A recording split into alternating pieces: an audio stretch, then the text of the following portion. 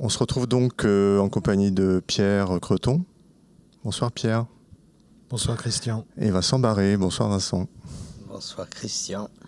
Donc on a commencé par Détour suivi de Jovan from Fula, donc on va partir de là, puisque c'est votre première véritable collaboration cinématographique. Et ça commence de manière assez douce, si j'ose dire, parce que on peut dire qu'on a une première partie qui est plutôt, qui vient plutôt de vos journaux que vous avez, Vincent, que vous avez écrit. Je vous vois tout à coup, je ne sais pas, mais on peut continuer. On va voir comment on continue. Qui vient plutôt de vos journaux que vous avez écrits au fil de vos voyages, c'est ça. Vous avez filmé là-dessus des plans situés pas sur Fula, je crois, mais en face, c'est ça. À Pastour. Voilà. Et une deuxième partie qui se déroule sur Fula, qui est filmée cette fois, je pense, par Pierre, qui est dans la voiture conduite par Jovan, avec Pierre à côté de Jovan. Et donc, on a deux parties quand même assez distinctes. Et donc, je voulais savoir, en fait, voilà, comment ça s'était construit, ces deux parties-là. C'est un film fait en commun, mais où on sent vraiment, voilà, encore deux univers qui ne s'interpénètrent pas tout à fait, j'ai l'impression. Est-ce qu'on peut le voir comme ça ? En effet, c'est notre première collaboration. On s'était retrouvés après une première rencontre en 92 ou 94 même, et on se retrouvait 10 ans après. Et là, on décide qu'une manière de se connaître, c'est de travailler, de faire un film ensemble. Pour moi, les films, c'était lié au voyage, au déplacement. Donc, au lieu de pencher directement vers le monde de Pierre, qui était le monde de son pays de Caux, on décide de partir dans une région un peu désertique, mais pas trop éloignée non plus. Parce que, sachant qu'on avait déjà en tête d'aller filmer dans une haute vallée himalayenne. Mais on a voulu commencer par un film moins loin, moins délicat, pour savoir comment on travaillait, on s'entendait, on voyageait ensemble. Et donc, on arrive là sur cette île en Écosse, déjà très loin de l'île principale et de l'île principale des Shetland. Et il y a une espèce de vide de vacances de l'esprit. On ne trouve pas immédiatement ce qu'on va filmer. Et il nous vient cette idée abstraite de faire un panneau de 360 degrés en 10 plans. Ces 10 plans représentant, entre guillemets, les 10 années pendant lesquelles on ne s'est pas vu. Après cette première rencontre très, très fugitive, on se retrouve. Et là, et dans ces années, cette période, j'avais retranscrit les notes de mes carnets de croquis, un peu de manière liminaire, qui sont en rapport à des expositions que j'ai vues, Cézanne, des lectures, des voyages en Inde, d'être en avion au-dessus des déserts et des choses comme ça. Bon. Et or, c'est Pierre qui a choisi dans ses notes 10 fragments que nous disons, que je dis, et Pierre ouvre le cycle et le referme. Donc ça veut dire que c'était déjà une manière de travailler comme ça, en aller-retour, où Pierre crée à partir de quelque chose qui est proposé par l'autre. Et en effet, donc, il y avait ces vis-à-vis entre des îles qui sont difficiles d'accès de l'une à l'autre. Il n'y a pas tellement de il n'y a pas tellement de bateaux, il n'y a pas de transport. Donc, on est sur cette île de Papastour, d'où on voit Fula, l'autre île. Et finalement, le premier cycle se termine, on dit au loin, c'est Fula. Et Puis ensuite, il y a un basculement avec un très bel air de Monteverdi qui est emprunté à la descente aux enfers de Orphée. Un basculement et on est dans l'île, conduit par quelqu'un qui est un passeur, un nautier, qui est ce Giovan, dont on comprend à la fin qu'il est handicapé, qui nous promène dans sa voiture. Et puis, il disparaît dans les airs, dans le petit avion qui l'emporte. Et on se retrouve tout seul avec le cri des oiseaux. Donc c'est très beau, très simple et très dramatique. Mais ça donnait tout de suite un ton. Oui, et donc dans la première partie, tu disais donc c'était une suite de... C'était une suite de plans fixes, oui, qui reconstituent un panoramique. La deuxième partie, on pourrait dire que c'est un long travelling en voiture, donc même s'il est interrompu par des rencontres ou des arrêts, on va dire. C'est un peu comme on peut retrouver dans certains de tes films, voilà, des personnages qui apparaissent, sur lesquels tu t'arrêtes quelques instants et tu repars. Là, c'est drôle parce que voilà, y a vraiment une image on a l'impression que vous faites voilà, tout le tour de l'île et que vous vous arrêtez lorsque c'est possible, lorsqu'il y a des personnes à rencontrer. Et ça, on a l'impression que c'est vraiment spontané, c'est-à-dire que ça n'a pas été du tout réfléchi à l'avance et qu'on se retrouve voilà, avec presque un film qui vient à vous, comme ça, dans la voiture. C'est comme ça que ça s'est fait ou c'est... Oui, c'est comme ça. Oui, c'est comme ça que ça s'est fait. Je pense que moi, je le vois un peu comme un voyage dans le temps, en fait. D'où le choix de Orphée, enfin toute cette première partie où on revient d'un passé, du passé de Vincent sur 10 ans. Et puis tout à coup, cette réalité très, très abrupte où on est vraiment entraîné, quoi, vraiment entraîné dans quelque chose de très, très direct, dans cette sorte de labyrinthe. De labyrinthe très, très, très concret. Mais je crois qu'on a tout de suite, on a assez vite vu, après avoir peut-être passé quelques nuits chez Jovan, cette situation où lui, handicapé, dans son fauteuil roulant, nous emmenant sur cette île où finalement, c'était nous qui étions... véritablement handicapé, quoi, dans cet espace inconnu et assez chaotique, quoi. Et il se fait que bon, cette route l'est aussi. Et puis je crois que le montage, on l'a vraiment pensé là-bas. C'est-à-dire qu'on l'a pas on l'a pas découvert, on l'a pas construit sur la table de montage. Je crois que là-bas, on a très vite on a assez vite imaginé cette construction-là, très contrastée comme ça entre deux parties, et oui. un peu comme l'enfer. Et tu parlais de temps, et on a là le sentiment d'une continuité, alors que c'est peut-être pas vrai du tout. Moi, j'ai l'impression que vous restez sur l'île le temps de faire ce tour de l'île. Oui, on a vraiment l'impression que c'est d'un seul. Ah oui, oui. Ouais, c'est ça. Il y a des coupes, mais c'est vraiment presque un plan en séquence. Ouais.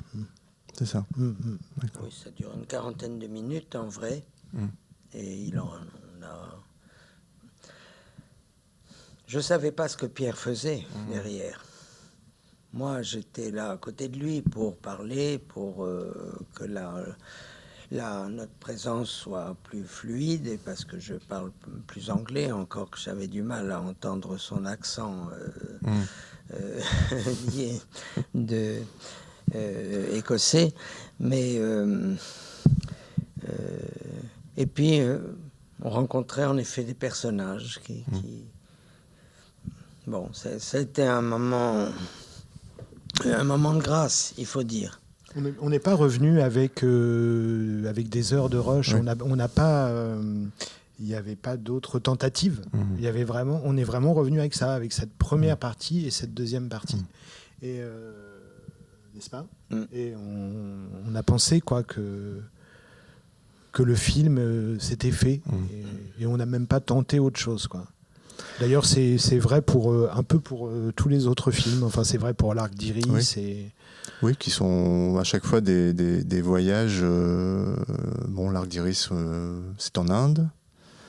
Vous partez. Alors, je ne sais pas qu'est-ce que vous aviez dans l'idée en fait en partant. Est-ce que vous saviez ce que vous alliez filmer, ou est-ce que cette promenade que vous faites dans les montagnes, que vous filmez des fleurs, vous arrêtez très précisément sur chaque fleur. Est-ce que ça c'était aussi, est-ce que c'est au fil de la promenade, on va dire, ou est-ce que c'était prévu comme ça? Alors c'est assez différent parce qu'on a écrit en fait pour l'Arc d'Iris pour ce voyage, puisqu'on a fait une demande à l'Institut français, qu'on a obtenu la bourse Louis Lumière. Et on a écrit quelque chose qui n'a vraiment rien à voir avec finalement le film tel qu'il est devenu, tel qu'il est apparu. Et c'est quand on s'est retrouvé devant ces fleurs que l'on connaissait parce que on les cultive dans nos jardins que il y a eu une sorte de saisissement, quoi. Et puis voilà, c'était ça. On a commencé une fleur, puis deux, et puis on a continué. Il était clair pour nous qu'on ne voulait pas faire de film qui s'appesantit sur le charme et la détresse de populations isolées. Que toi tu connaissais et moi pas du tout. Hein. Et donc, on savait ce qu'on ne voulait pas faire. Or, l'idée du paysage, elle s'impose quand on est dans ces endroits-là.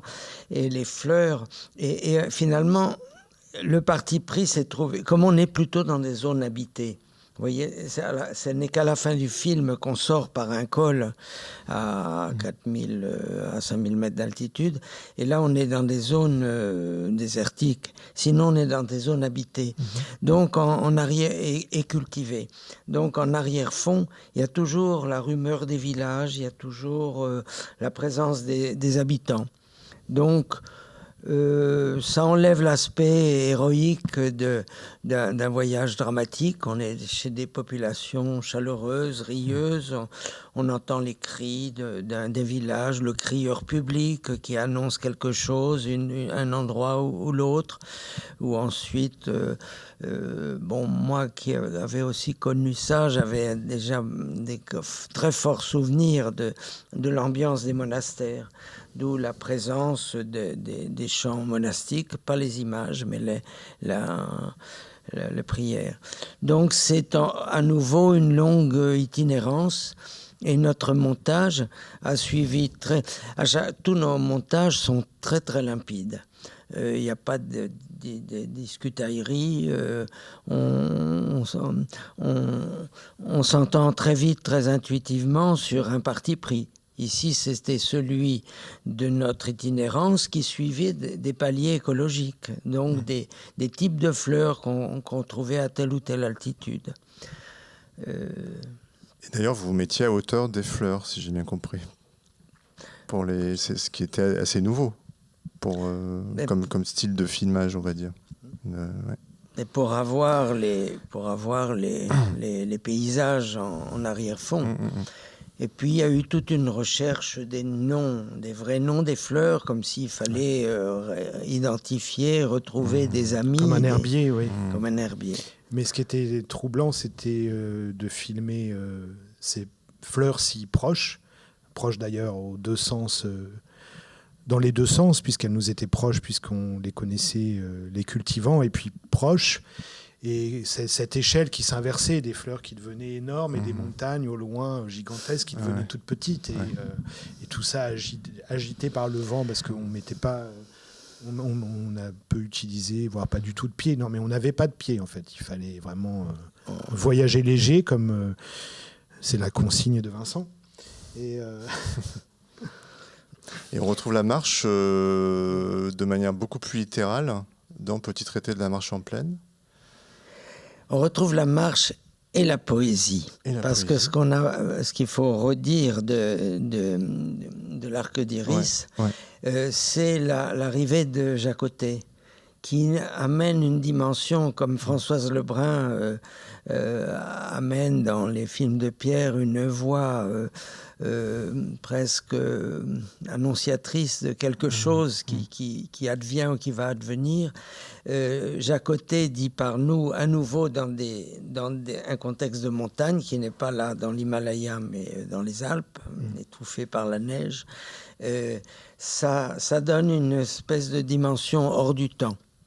Au lieu d'être une itinérance de 3 semaines de type comme parmi d'autres, ça devient quelque chose qui nous emporte. Et donc, il s'est passé quelque chose de semblable avec Gustave Routh, qui, lui, préexiste à notre film. Oui. Et est-ce qu'au bout de la marche, il y a du repos, alors ? Il n'y a pas de repos. Il n'y a pas de repos. Au bout de la marche, il y a presque la bienveillance de Gustave Routh, le fantôme de Gustave Routh nous accueille, qui est le nouvel habitant, qui a laissé la maison dans son état, le bureau dans l'état, avec les photos de Gustave Routh, et on se sent accueilli. Et ça boucle le cycle. Tout à fait. Il faut parler métis aussi, pour terminer. Alors c'est un film qui ne parle pas de marche, on va dire, mais je trouve qu'il prend des chemins. Il y a un cheminement aussi un peu buissonnier, comme ça, comme on peut retrouver dans les autres films. Et là, mais c'est un chemin qui fonctionne avec les formes et les sensations. Je trouve que tu filmes, enfin les formes que tu filmes et les sensations qui passent à travers les différents moments, puisqu'il voyage aussi, ce film, hein. On est en Sicile, on est... À l'abbaye du Toronnet. Voilà, oui, tout à fait. Et voilà, donc il y a quand même cette... Il y a quelques... j'avais vu entre-temps, et où Cyril Néra m'avait fait voir le film de Bassaé, de Jean-Daniel Paulet, et cette idée de l'aller-retour imaginaire entre des lieux de... c'est peut-être ce qui a dirigé... C'est un aller-retour entre l'atelier, qui est un lieu de solitude où je fais de la sculpture, et les premières sculptures que l'on voit découpées dans le polystyrène. Et un jour où vient me visiter Richard Deacon. Ensuite, on va assister, au début elles sont découpées et à la fin elles vont être fondues. Et dans cet entre-deux, il y a des balancements, on pourrait dire, jusqu'au temple grec de Sicile, qui sont des temples archaïques, et que l'art archaïque grec m'a énormément nourri, comme l'art roman et l'art cistercien. L'abbaye du Toronnet est une des plus belles abbayes. Et c'est donc ce balancement qui se produit. Donc c'est un film, une sorte de méditation sur l'imaginaire des sculpteurs. Et là arrive Pierre dans ses formes de compagnonnage, parce qu'on est souvent ensemble, et il est là, il vient filmer des choses dans l'atelier que je ne saurais filmer, puisque je suis là au travail, et qu'il a un regard, un œil différent.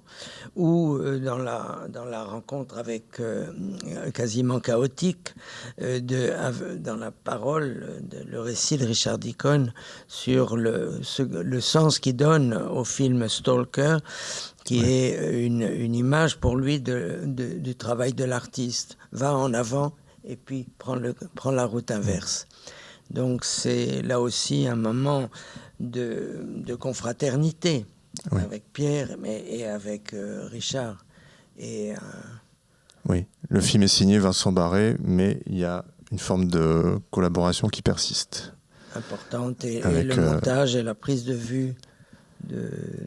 C'est toujours une collaboration, un film. Ça peut pas être autre chose. Non, on travaille comme ça, bien. Et puis en effet, il y a la marche dans Stalker, et il y a la procession aussi. Oui, c'est vrai, en Sicile. La procession, c'est une rencontre, mais ça voulait dire pour moi que dans cet art archaïque, antique, comme dans l'art roman, il y a une dimension du sacré et un sacré tragique qui me nourrit beaucoup, qui est celui que j'aime. Ça crée J'ai filmé ça en pure panique parce que j'étais là avec ma caméra, ça venait à gauche, ça venait à droite. Comme m'a dit Jean-Pierre Rem, à tout moment, on se demande à quel moment il va s'effondrer, que ça va se barrer. Voilà, bon, c'était... Moi, comme j'ai pas une si grande pratique, je filme dans l'émotion. Et... Quand tu m'as montré les images que tu avais filmées, cette procession, c'était évident qu'il y avait la possibilité de construire. Ça s'est presque construit autour de cette séquence. Enfin, moi, j'y croyais vraiment beaucoup, quoi, cette séquence. Au montage. Oui. Merci. On va s'arrêter là et merci encore pour ces films et on se retrouve très bientôt pour d'autres films certainement. Voilà. Merci Pierre et merci Christian. merci Vincent. Merci, oui.